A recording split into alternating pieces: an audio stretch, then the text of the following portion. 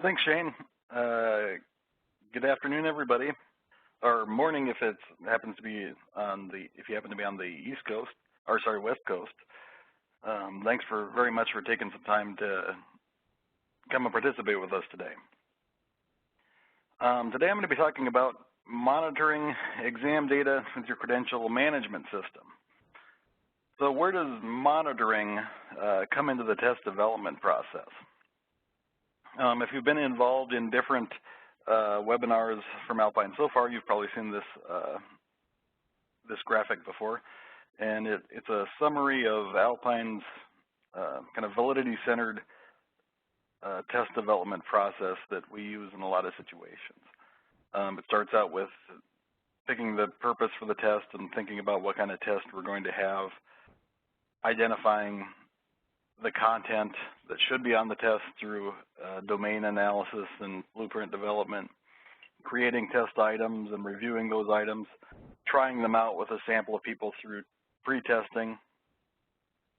Once we get some data together, we use the results from that pre-testing to assemble operational tests. And if you have a testing program where you're setting a passing score or have some performance levels, you'll need to do some sort of standard setting activity to determine where those cut scores should be.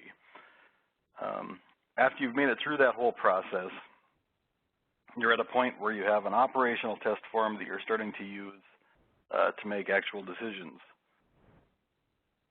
At that point, this is where test maintenance becomes an important part of the process.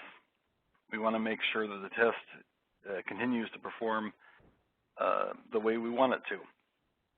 And so this maintenance part of the test development process, it happens once we've created our operational forms and have started using them. The specific part of the test maintenance that I'm going to be talking about today is data monitoring. And why is it important to monitor your testing data as it comes in? Well, first of all, it's a critical indicator of the health of a testing program. And I'll get what I mean by health, I'll talk about in a couple slides coming up here. Additionally, monitoring your data allows you to detect and mitigate testing issues earlier in the process before small problems become big issues. And finally, it's really I view it as kind of a professional responsibility. As test developers, test users, we're primarily responsible for the validity of the interpretations and uses of our test results, and also ensuring that our test is fair to everyone.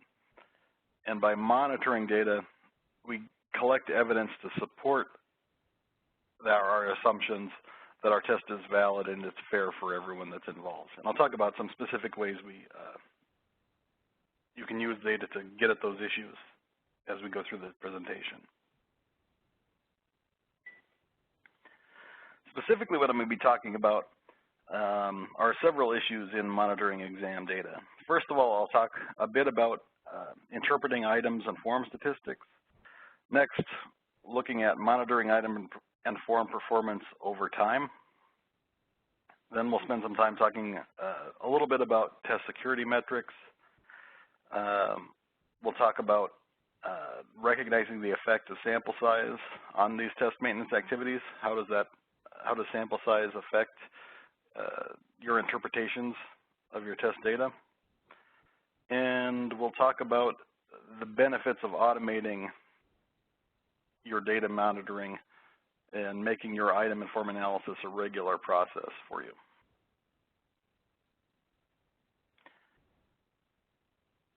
Some of these things we'll cover just briefly because they were covered more deeply in other webinars that have already been presented as part of the Alpine series. If you're really interested in what you hear about item analysis and form analysis and want to know more about that, along with form construction and developing multiple forms, you might be interested in reviewing Lisa O'Leary's webinar on psychometric analyses and operations. I'll talk just briefly about test security Jill Burrows did a really nice webinar a few weeks ago talking about enhancing your program security with certain metrics. And both of those you can access via Alpine's website. Additionally, when we get done today, we'll have time for questions. I'm happy to answer any that you have. Also, we'll have on the line Blair Harris, Alpine's Director of Technology, and Deirdre Lufer, who's a program manager, along with Shane, and to help answer any questions that might come up. First off, let's talk about item and form statistics. Item and form level analysis happens early on in the test development process after you've done pilot testing and are creating your new test forms to be used operationally. So what's the difference between that and the item analysis and form analysis that you do as part of regular test maintenance in terms of data monitoring? Well, really, it's the same analysis. And the same purpose is to evaluate the statistical data from your forms and your items during operational administration. And while you were doing it initially, to make sure you were putting together good test forms that had nice psychometric characteristics, doing item and form analysis as part of your data monitoring helps to provide continuous evidence for several areas. First of all, those statistical and psychometric attributes that were important when you were putting a test form together in the first place are still important as the test is used over time. So we want to make sure that our item statistics and form statistics stay within the bounds that we wanted to in terms of difficulty, reliability, and so forth as the test is developed over time. During your pilot testing, you collected data from a sample. As you give the test operationally over time, you collect more and more data. So you have more and more information about these items and test forms, more than you had to start out with. And as you get additional information, you may get information about items or forms that might make you want to make changes to your forms as time goes on. Taking a look at your item and form level data helps to validate or verify the appropriateness of your standard setting results. When you have operational data, you can look and see, are the pass rates what you would expect, given what you know about your program and the population of candidates in your particular field. During your standard setting design, when you're setting those pass scores, you might have had impact data to inform that process in terms of what would the pass rate be for a given cut score. As the testing process goes on, once you get into operational administration, you'll get more data about that. Or if you didn't have that data to begin with, if you had to set cut scores before you had any administrations, having operational test data is going to be a really valuable piece of information for you to serve as a reality check to show that your pass rates are about where you would expect. And that kind of information helps support the appropriateness of your standard setting results. Item and form analysis is important for security. We'll talk about some specifics of that later on, but basically these item and form level statistics give us some information that tells us about how often items are being used and how people are performing on those items. Evaluation of fairness. As you get larger samples of data through operational test administration, you'll have more opportunities to disaggregate your data, break it up by different candidate populations. Say break it up by maybe region of the country, or by gender, or by other demographic variables to look and see is performance consistent across various demographic groups. Also, it allows you to verify that your assessments aligning with your policy and administrative goals. Broadly, it's a fairly broad statement, but you can also just verify, are the administrations happening is the assessment volume what you've expected? Are you seeing the number of administrations in various parts of the country or the world? Are you seeing numbers of administrations about what you would expect? All of this information can inform future design decisions regarding your test, the test forms, and the test items. So just to summarize, when we talk about how item and form level statistics that we get from regularly monitoring your testing data, how that gives you some indications of the health of your exam. We're specifically talking about test use. You can see how much your test is being used in terms of test volume and pass rates. We can look and see performance in terms of items and forms. We want to make sure that those items and forms are functioning as intended now that they're being used operationally. And exposure. We can track how often our items and forms are being used. So we can keep an eye on that. We don't want to overexpose our items or forms for security reasons. We don't want to have too many people seeing those, because the more they're used, the more likely it is they're going to be potentially exposed. All of this together helps support the validity of our uses of interpretations. In other words, we're supporting that our interpretations and uses are appropriate over time. Just a quick review here. We won't talk about all the item and form statistics that are important to take a look at, but some of the big ones are things starting out with item statistics, p-values. Basically, all these are is the proportion of people who get an item correct. So it's a value that ranges from 0 to 1 or 0 to 100%, however you prefer to look at it. Very high p-values, close to 1 or close to 100%, indicate an easy item. Most people are getting it correct. Very low values, closer to 0 or 0%, indicate that those items are more difficult.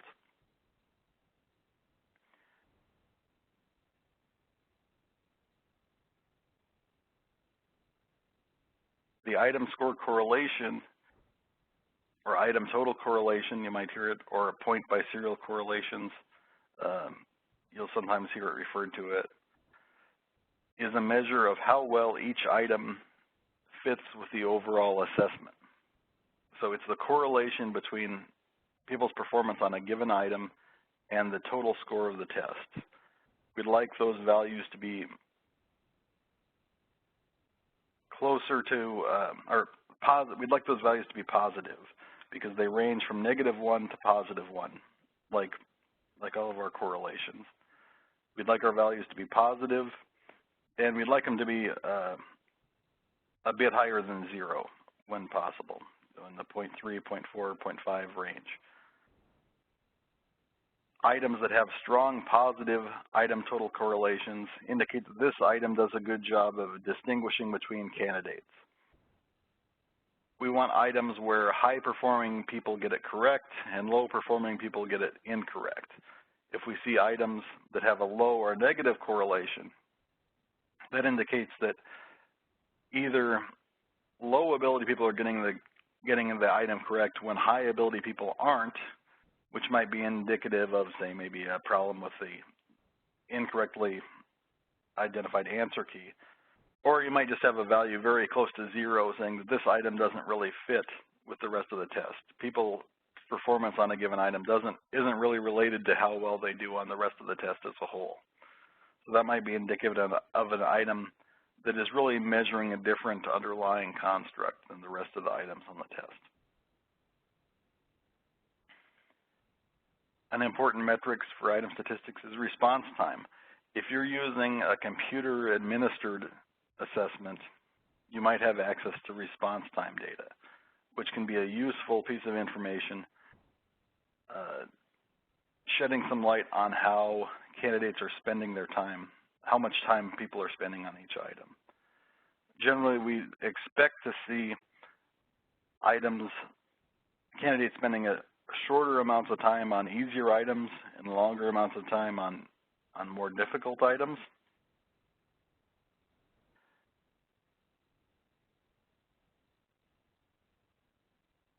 And finally, we can use all of these as well as other statistics, just as when you were putting together your test in the first place. We can also flag items during these regular data reviews to identify items that might have questionable performance.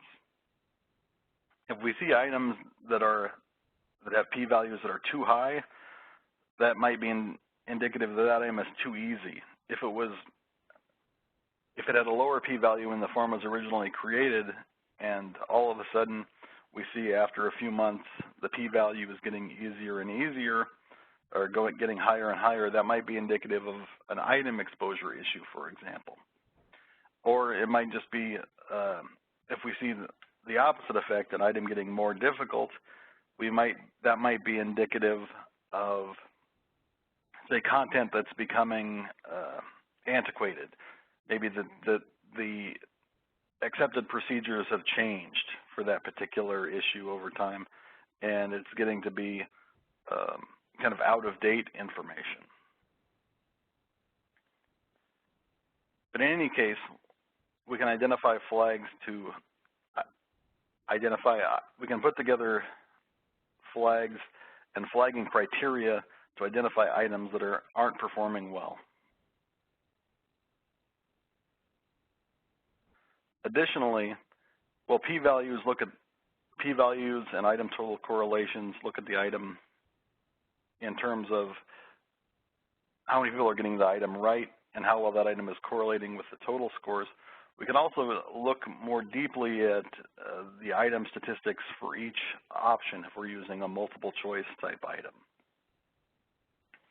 So for example, we have a table here down at the bottom that shows ways that you could identify how your options on your items are performing. So not just the item, but even down to the option level. So in this case, we have an item where B is the correct answer.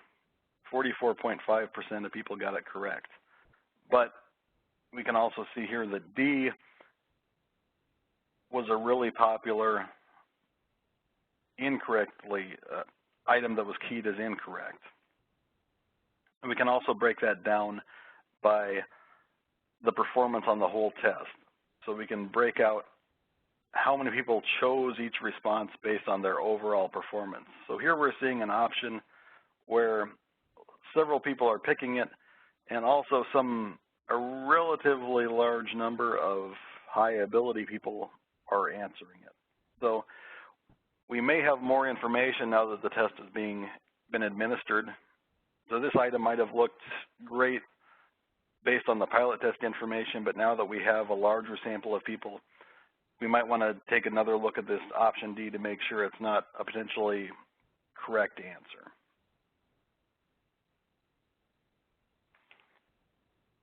We can analyze items and break it down farther and look at item response options. It's also important to take a higher level look at your test forms and looking at the statistics at the form level. Some especially important ones, mean, so looking at the average score, is that about where you would expect? Standard deviation is a measure of how spread out people's scores are. Total test time, how long people are taking.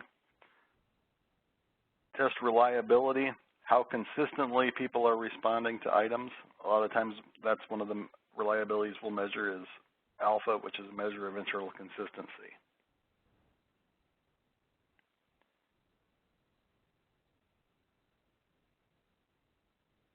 When we do our form level analysis, it's a good idea to compare forms to each other if you have multiple test forms. We want to make sure that each form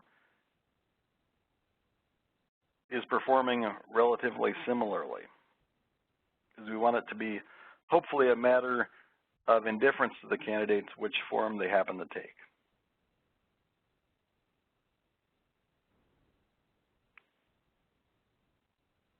All right, the item analysis and our flagging criteria are useful in and of themselves. Looking at p-values, we can see if an item is too hard or too easy. Looking at item total correlations, we can see if an item has a negative value that might mean a miskey, that type of thing. But the real power in doing continuous data monitoring is looking at statistics over time. Because a lot of times we've removed, sort of really bad performing items, and we've got our test design pretty well squared away after we've developed our test forms and got those assembled. But what data monitoring over time gives you is the ability to look at changes. And so it's not necessarily the value of the item statistics or the form statistics themselves that are of interest, but it's the change in those statistics over time that really give us some powerful information. For example, you can monitor your exam volume over time to verify that people are taking it at the rates you would expect. And I'd say, I've used this term before, and I'm going to use it again a lot throughout this presentation, is different than what you'd expect. Because in many cases, there isn't a right or wrong number that we'd expect for each of these statistics. It's do the values that we see when we do our periodic data analysis, are they consistent with the expectations of what you would expect to happen? And is it consistent with what's happened in the past for your testing program? Because when it isn't, that's when it should trigger some additional analysis, some additional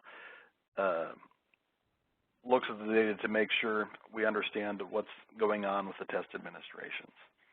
So in this case, we have an example of a testing program where the primary administrations were during November, December, and January.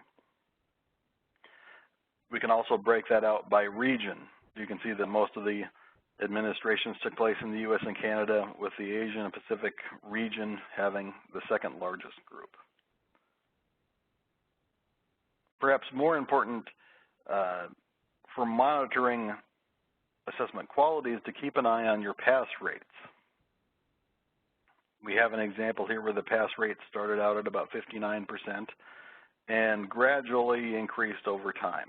So we saw a gradual increase over time. And let's ignore April for a moment.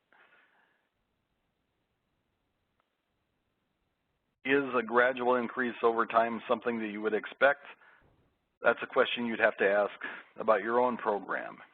That's not unusual to see that, a gradual increase, because maybe from the beginning of your test, people are more familiar with kind of the types of items in your test format over time. Training programs may have more closely aligned their training to the content you've identified as being important on your test blueprints. So gradual increases over time aren't necessarily unusual in a lot of credentialing or educational activities. But when you see large jumps, say for example going from 63, about 2/3 of the percent of people passing, to 100% passing, that could be cause for concern if that's not something you're expecting.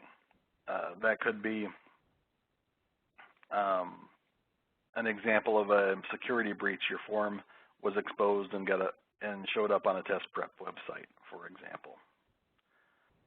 Other ways you could disaggregate your pass rates is to break them up by region. And again, whether these numbers make sense or not is going to vary by program. So in this case, the U.S. and Canada had a pass rate of 57%. Asia Pacific region had a pass rate of 81%. Does that make sense for your program? Say if it's the case where maybe say the test is cheaper to take in the U.S. and so people who take it have a really broad range of abilities, but it's more expensive to take over in the Asia Pacific region, so people only take it when they're fairly certain that they can pass it. That might be an explanation to say, well, yes, we'd expect pass rates to be higher in the Asian Pacific region than the U.S. On the other hand, if you don't expect that, if there's no reason to potentially suspect that, you might want to verify. There might be some reason for concern that maybe there is a data breach in a a security breach, or item exposure or test form exposure issues in certain regions. So the meaningfulness of these statistics are going to vary by your program, from program to program. Another way you could analyze your data is to look at your results by attempt. In this particular example, we see pass rates around 68% for folks who take it the first time, with values being higher for people who take it the second and third time. And again, whether or not that's a important difference or something worth investigation is going to depend on your understanding of your program. If you perhaps have a sort of a novel test design where folks aren't, say it's a performance test where people aren't really used to the format of items or test delivery, we might expect that they're going to do better their second try because now they're comfortable with the test design, and so they'll probably do better. In many cases, though, we see that pass rates on subsequent attempts after, say, second or third attempts are lower than they are on first attempts because for the basic reason, high ability people pass the test the first time they try it. So by definition, the ability of the people who are taking the test the second or third time tends to be lower on average. So a lot of times we see pass rates for second and third attempts be lower the second or third time people take it because they're just part of a lower performing group on average. So if we saw it might be if that was the case for our program, if that's what we expected, and we saw results like this, we might think, well, we need to maybe develop additional forms for people who are retaking the test because it looks like people are getting better when we'd expect them to get worse. So it might be something, just practice effect. There might be some practice effect from taking our test that we want to keep from influencing test results. So results like this could help influence your decision to maybe produce some more test forms. Other things when we're doing data analysis over time, data monitoring, all the examples I showed here were at the test level. It's also useful to look at item performance over time. So we can see if item difficulty changes over time, that might be indicative of content expectations changing in the field. Maybe the right answer a year ago isn't necessarily the right answer now based on new research that's come out or new best practices that have been developed. Items that get much easier could be indicative of items that have been overexposed or that have been showing up on a test prep website, things like that. We can look at time performance over time. The amount of time it takes the test to complete the test. Is it taking more or less time than it originally was developed? If you see dramatic drops in the amount of time it takes people to complete the test, that might be indicative of test security breach as well. Finally, frequency distributions, looking at a histogram or just a graph of the overall performance. So does the spread of people's performances, is that staying stable over time, or are we seeing big shifts in performance?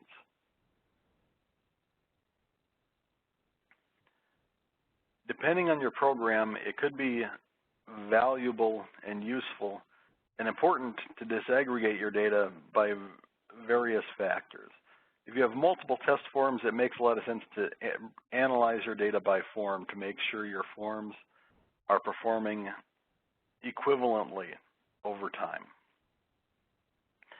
It might make sense to disaggregate your result by test center if you're giving the test in multiple locations.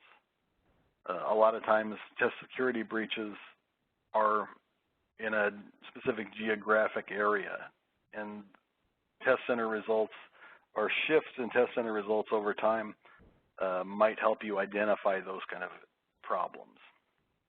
Language or country, other demographic areas that could help identify language could help identify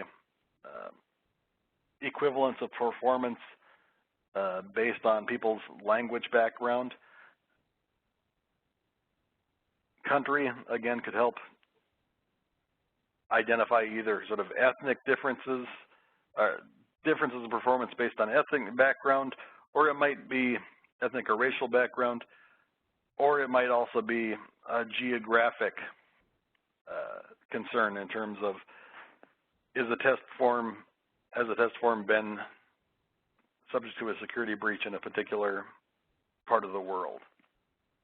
We mentioned first-time test takers and repeaters. There's other demographics that might be important for your area, things like gender. Are males and females performing equivalently on the test? That can help address some potential fairness issues, for example.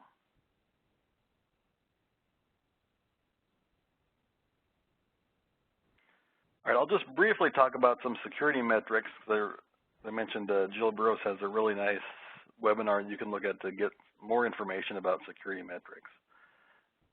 As part of your regular data monitoring, it's a good idea to build in some security scripts or some standard procedures for monitoring security. Examples of additional flags you could add into your analysis are looking at people with, say, for example, high scores and low test times. We could look at that to see, is there anybody getting especially high scores in a very short amount of time, much less than we'd expect it would take to complete the test if they were really reading and thoughtfully considering each item. That might identify items that need to be, or examinees that could be flagged as potentially getting an unfair advantage through some cheating activities. Additionally, all the other statistics we've talked about can also help serve as security metrics. So I mentioned looking at frequency distributions over time, looking at graphs of exam time versus exam score to identify groups of folks who are getting very high scores in very short amounts of time. And also, as I mentioned before, one of the most powerful aspects of data, of regular data analyses, is being able to look at changes over time to things like the total test score. So this third graph over here on the right shows how the average performance on the test has changed over time after a given number of administrations. So even though that's not necessarily test score, we might not think of as a security metric, looking at trends in passing scores over time can help identify, for example, the potential exposure of a test form.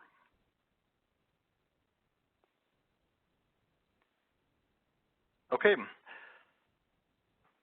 The next thing I'm going to talk about briefly is the effect of sample size.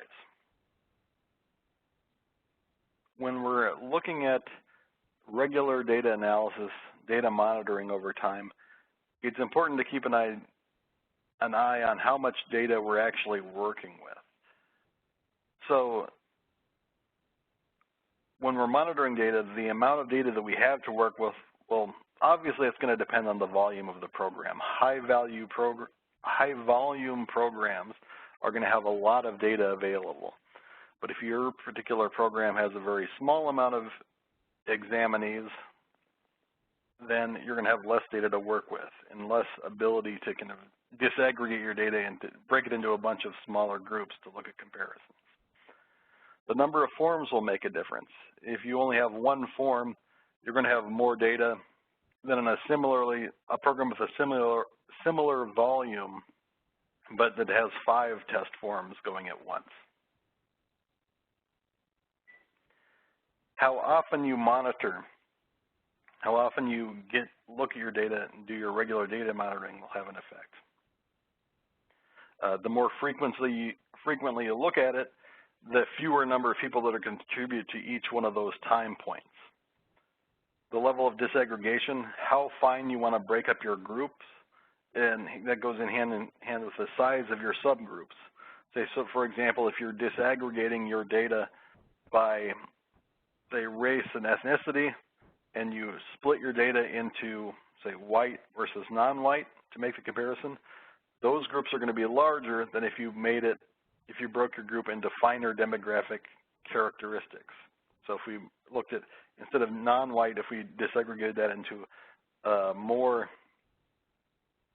racial ethnic groups, the sample size in each of those groups would be smaller. Why is that an issue? Well, the smaller the sample size we have to work with, the less certainty we have in those results, generally speaking.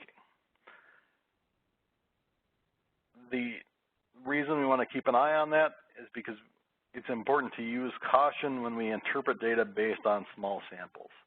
In other words, we don't want to panic when we see our statistics change, a test average shift or an item performance shift a little bit, when we're working with small samples. When you're working with samples of people, you expect changes to happen, and just in terms of the fluctuation of the different groups of people that we're working with. So in other words, small differences are expected. It's when we have smaller sample sizes, it's these larger differences that we see that are going to warrant additional investigation. Having said that, though, it's small differences over time can develop into more of a long-term trend. We saw that change in the pass rate over time going up by a couple % each month in a previous graph. And so a 2% change from one month to the next might not be that big of a, that might not be something to get too concerned about. But if we see a 2% increase month after month after month after month, those long-term trends are something that we're going to need to keep an eye on, or might again warrant additional investigation. So what's a small sample size, and how does that really affect our certainty? There's a lot of information that we could go into here, but I'd like to just give you a couple quick rules of thumb in terms of, well, how much weight or how much confidence should I have in these results when they're based on, kind of a sample that I've taken. Maybe I'm giving this and analyzing this data once a month. Well, there's a quick rule of thumb to estimate the margin of error when we're looking at statistics that are proportions. So looking at things like your pass rate, a p-value, the percent of people who are taking a test who were first-timers. There's a quick and easy way to calculate an estimated margin of error for those proportions, and that's, you can pull up your calculator and just do a couple clicks. So say, for example, we're analyzing our data once a month and we have about 200 people given the volume of our test. We're comparing groups that are about 200 people each. So if you have a sample size of 200, all you have to do is, in your basic calculator here, hit the square root and then that 1 over x button, and you'll see for 200 people, 0.07. That tells us basically, if we look at a proportion based on 200 people, the margin of error for that proportion is about 7% plus or minus. So, for example, if we saw a pass rate of 60% with our 200 people, the margin of error around that is plus or minus 7. So we can estimate that the real pass rate for the full population is somewhere in that 53 to 67 range. So 60 plus or minus 7. If you have a larger sample, so if we're looking at 1,000 people, we can plug that in as our square root 1 over x. The margin of error is only going to be 3%. So again, if we saw that same 60% pass rate and we were based on 1,000 people, we could think, well, the real population pass rate might be in that 57 to 63 range. On another extreme, if we're breaking up our data and analyzing smaller groups, and say we're getting to a point where we have a p-value and it's only based on 30 people. So we say we're looking at an item and it has a p-value of 0.7 and it's only based on 30 people. If we hit the square root and the 1 over x, that p-value actually has about an 18% margin of error. So we say 70%, it's really, we think that the p-value for that item is somewhere in the 52 to 88 range. So in other words, when we get really small samples, in some cases, if we disaggregate too far down, the results will be at such a large margin of error that the results aren't really that useful to us anymore. Again, this is a rule of thumb. This is a fairly conservative estimate here, but it's pretty handy and it's pretty close for most examples. We'll work with proportions. Another rule of thumb for you, if you have a margin of error that you're looking at and you want to cut that margin of error in half, you'd need a sample size that's 4 times as big. And that's due to using that square root sign there. So if you were uncomfortable with the samples, the margin of error you had with 200 people, and you wanted a sample size, you wanted the margin of error to be half as large, you need to get a sample of about 800 people to meet that goal.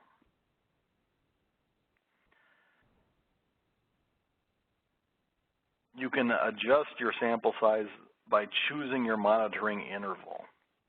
So given the volume of your test program, you can adjust the sample size you're going to have for your data monitoring period by choosing data monitoring periods that are either closer together, maybe weekly for a very high volume program, or further apart, every 6 months or so for a low volume program. Or you might choose a specific number of administrations. Say we're going to look at the data every 200 administrations, or every 1,000, or every 100. The appropriate choice is going to vary by your program, your specific program needs and your program volume. But the only rule of thumb that I'd suggest is make sure your sample size is large enough that the statistics you get out of it are going to be meaningful and useful.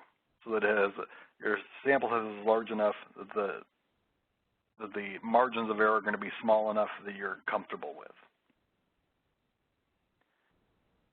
The last thing I'll talk about here is automating this regular item and form analysis. I'd recommend that if you're considering doing some regular data monitoring, that you automate the process, because it'll help you to do it more consistently and regularly than if you're just relying on somebody to remember to do it. When you are monitoring your data consistently and regularly, it'll be easier for you to identify unusual results, because if you're doing it consistently and regularly, you'll be familiar with the statistics you've seen over time, and so the things that are unusual will be more obvious for you. Automating the process helps reduce your administrative burden. You don't have to have somebody sitting down and doing it month after month. If you can come up with a way to automate your process, that will reduce your the amount of overhead you have to and time you have to spend doing the analysis. And last of all is it helps serve as a historical record that might help with that accreditation. If you're thinking about getting your program accredited, in some cases you need to report item level statistics, item and form level statistics to show how your test is performing psychometrically. If you have automated reporting, you'll already have that data available and ready to go. also, by having an automated process, you'll be able to have documentation that yes, you are doing your professional responsibility to regularly monitor the performance of your program. That's the end of my kind of formal presentation here. I'm happy to answer any questions that anybody has. Shane's available also, and we also have Blair Harris and Deirdre Lufer from our Technology Solutions wing. Great, thanks, Brett. I do have a couple of questions that have come in so far, and we encourage everybody else out there, if you do have any questions, please go ahead and submit those in the Q&A panel inside of WebEx. One question that I have is, how much of this data can be compiled and used by our program versus having to use a psychometrician? I'd say that's a good question. I think there's a lot of things that you can look at, say, for example, things like pass rate over time, which aren't pass rate over time and volume over time, which are things that I think anybody in your program with almost any level of technical expertise will be able to understand what those mean. And also with a little practice, understanding item average scores and things like that over time don't require a great deal of psychometric training to understand those. So I think regular viewing of these will help you get some understanding that you don't necessarily have to have a psychometrician to help out with. But I'd say when you see something that you don't expect, when you see a pattern that you don't expect, I'd say it's probably a good idea to bring in a psychometrician in those cases to say, well, is this a kind of change we would expect just through regular variation, or is this change larger than what we'd expect by regular, through regular, just normal sampling variation, and might be indicative of some kind of problem. So I guess the long answer to your question is, I think there's a lot of this data that you could look at and understand, and it can be presented in a way that people without a lot of technical understanding could work through them and make sense of them. But I think it's a good idea to have a psychometrician or somebody with a good psychometric background to fall back on. So when you see results that don't make sense to you, see a pattern, see a change over time that's out of the ordinary, they can help you to identify if that's a real problem or if it's just sampling variation. Great, thank you. Next question is, what is the lowest acceptable number of attempts that will yield the psychometrically acceptable results?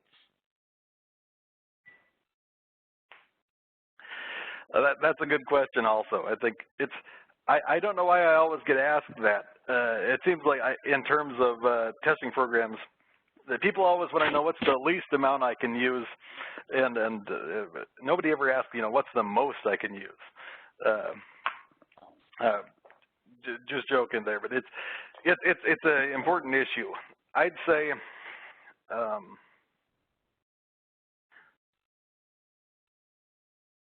well, you saw that example I put together with 30 people. If you have 30 administrations for a program, when you look at statistics like the pass rate, the margin of error around that pass rate is going to be close to plus or minus 15 or 20%. So it's not that it's inappropriate to use that data. You just have to be appropriately cautious in interpreting it. So I'd say you can do the analysis at any time, but it's the larger your sample is, the more confident you are that differences you see will be meaningful. Having said that, I'd say I wouldn't want to maybe throw out an item for bad performance if I had less than, say, 100 people who took it. So that might be that's just maybe my own personal preferences, you know, around 100. But I wouldn't want to discourage you from doing it with a smaller number. I'd just say you need to be a little more cautious about over-interpreting differences when you have a small sample size. Okay. Another question, and I'm going to open this one up to Blair. The question is, how do I automate results monitoring? Sure, and there's tools out there that will do that for you. You know, part of the challenge is making sure you've got good data coming into the system so that your automated results are accurate. We've added that onto our candidate management system and have some clients specifically just use that feature from our candidate management system. So, you know, there's either third-party tools or that's something that Alpine could help you with if you're interested.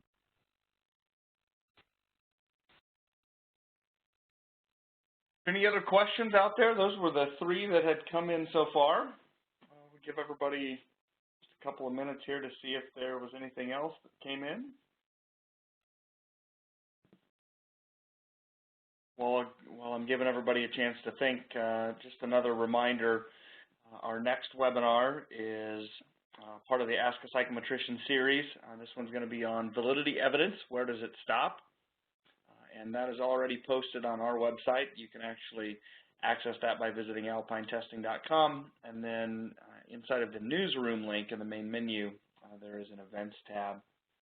You can go on and register for that. That'll happen the first Wednesday of December. And at this point, I don't see any other questions coming in. So if you do have questions, Brett, if you wouldn't mind flipping to the last slide in your presentation and just showing those couple email addresses one more time. Brett will show both his email address and my email address. So if you would like to get any information or any more questions answered, please feel free to email one of us. And if it's something that we didn't cover on the presentation today and you would like an answer to that, feel free to send that to me and I can find the right resource to help you get the answers. So that being said, thanks everybody for joining us today, and you should get an email within the next couple days with a link to the presentation and to download Brett's slide deck. If you have any other questions, just let us know. Thanks and have a great day. Thanks everybody. Bye-bye.